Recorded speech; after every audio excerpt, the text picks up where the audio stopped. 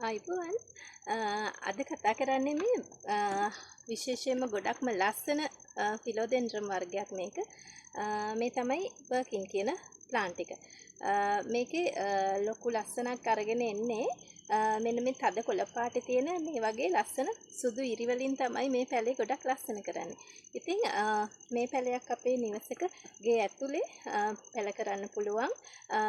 මේක ලොකු කාලයක් යනවා සාමාන්‍යයෙන් ටිකක් උස යන්න. ඒ නිසා මේ පැලේ සාමාන්‍යයෙන් ටිකක් මිල අධිකයි. අපේ අනු ප්ලාන්ට් නර්සරි එකේ ඔයාලට මේ වගේ ලොකු බර්කින් පැල මිලදී ගන්න පුළුවන්. ඒ වගේම මෙන්න මේ වගේ මේ සයිස් සාමාන්‍යයෙන් මේකත් අපි පොඩි කාලේදී කොළවල මේ වගේ ඉරි එන්නේ නැහැ.